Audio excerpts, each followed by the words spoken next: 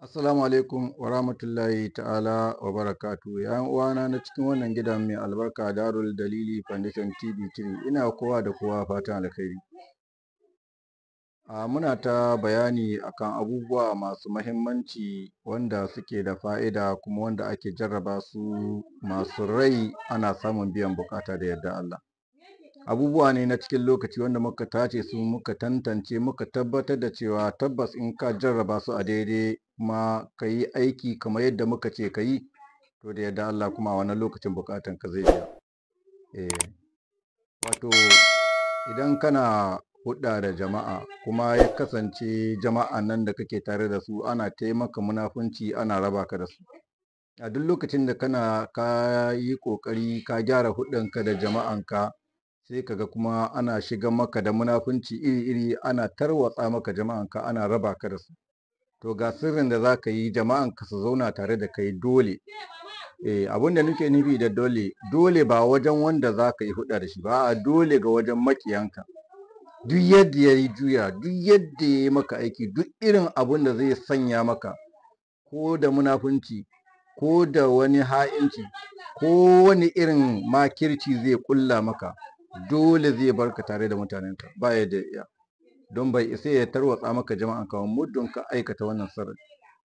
Mutanen naka ko na masarauta ko na kasuwa ko na wajen aiki ko kuma wata hulɗa da kuke ta arziki wanda kuma Allah ya ɗaukaka ka, ya sanya ka zama kai ne babba a jagora akan wannan tafiya.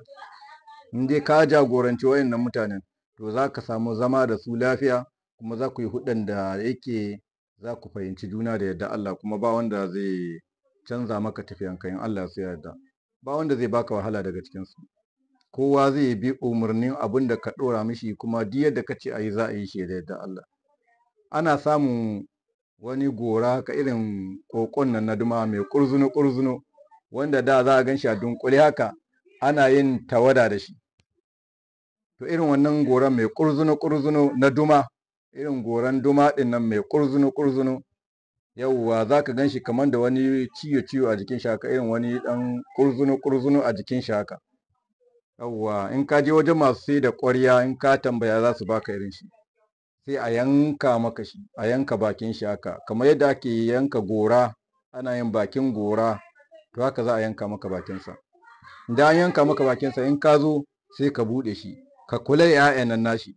In ka zazzage 'ya'yan nan nashi sai ka tara su waje ɗaya. In ka tara su waje ɗaya to shikenan, sai ka ciccire 'ya'yan nan nashi duka, duk wani 'ya'yan ka tsince su gaba ɗaya, ka tara su waje ɗaya, sai ka ɗaure su a ɗan wani tsumma.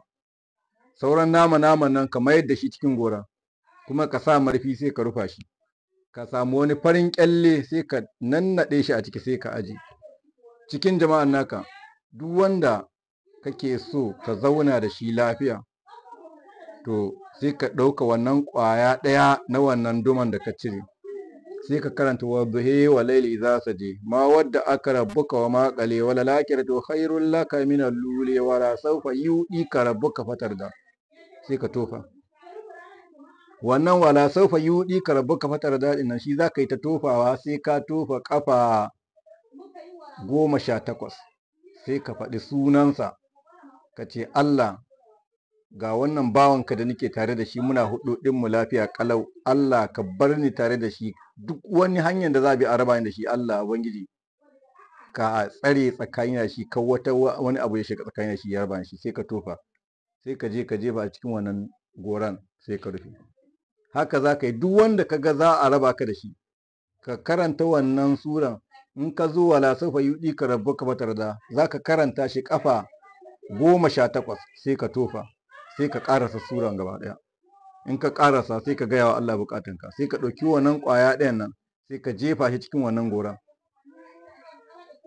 To duk wanda ka ga za ka rasa shi, ko wani irin matsayi yake da shi, ko mi girmansa, in dai a cikin wannan tafiyan taku ka ga ana neman a raba ka da shi, to in ka yi wannan addu'an ka tofa, da yadda Allah ba wanda ya raba tsakaninka da shi. Duk wani abu, ko wani irin kuɗi za a nuna masa, duk wani hankali da za a ja shi, wallahi ba ya sa a raba tsakaninka da shi ba.